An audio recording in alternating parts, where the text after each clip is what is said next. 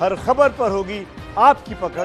Download कीजिए ABP live app. चलिए अब बढ़ते हैं अगली खबर की तरफ। अगली खबर कोरोना काल से जुड़ी हुई है। कोरोना काल में 130 करोड़ भारतीयों के भविष्य को संवारने वाला आर्थिक पैकेज के दूसरे चरण का आज विवरण मिलेगा। आज वित्त मंत्री 20 लाख करोड़ के पैकेज के दूसरे चरण की जानकारी देश के साथ साझा करेंगे।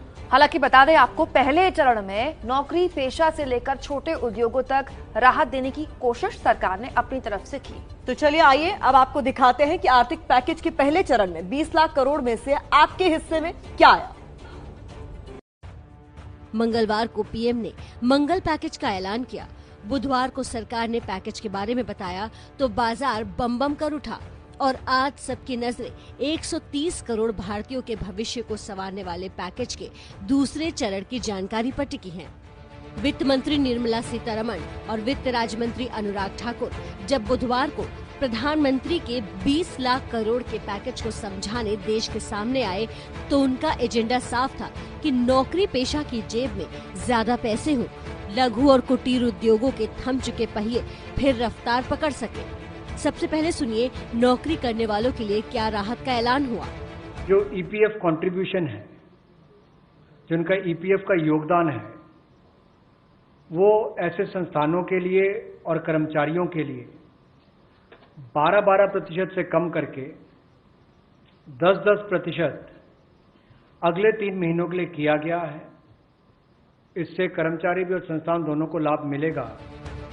अब समझिए कि अनुराग ठाकुर ने जो बताया उससे क्या फायदा होगा। आपकी सैलरी से पीएफ 12% के बजाय 10% कटेगा। इससे कर्मचारी को 4% ज्यादा सैलरी मिलेगी। कंपनी को भी पीएफ का हिस्सा 10% ही देना होगा।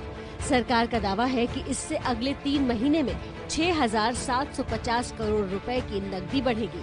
6.5 लाख संस्थानों के 4.3 करोड़ कर्मचारियों को फायदा होगा, लेकिन सरकारी कर्मचारियों को 12% ही पीएफ देना होगा। सरकार भी अपना 12% का हिस्सा देती रहेगी। जिनकी सैलरी 15,000 तक है उनके लिए भी सरकार ने संकट मोचक फैसले लिए हैं। प्रधानमंत्री गरीब कल्याण पैकेज में एक सुविधा दी गई थी कि ईपीएफ जो है, प्रोविडेंट फंड जो है, वो 12% जो कर्मचारी उसका भी और जो नौकरी देने वाला उसका भी 12% भारत सरकार देगी। और ये पहले 3 महीनों के लिए हमने किया था, जिसकी भुगतान कर भी दिया गया पहले 2 महीनों के लिए, और इसको अगले 3 महीने और बढ़ा दिया जाएगा। इसका प्रावधान भी जून, जुलाई और अगस्त के लिए कर दिया गया है। सरकार के इस फैसले से 72 लाख से ज्यादा कर्मचारियों को फायदा होगा। सरकार ने इनकम टैक्स रिटर्न भरने की तारीख भी 30 नवंबर तक बढ़ा दी है।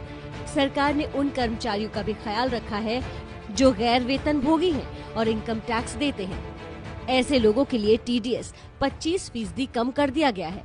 यानी पहले अगर 100 रुपए टीडीएस कटता था तो अब 75 रुपए कटेगा। इसमें कॉन्ट्रैक्ट पर काम करने वाले, प्रोफेशनल फीस लेने वाले, ब्याज दरें, किराया, कमीशन या ब्रोकरेज लेने वाले शामिल हैं। ये टैक्स दरें अलग अलग होती हैं। ये कटौती आज से 31 मार्च 2021 तक लागू रहेगी। सरकार के मुताबिक इससे 50,000 करोड़ की नकदी का प्रवाह बढ़ेगा।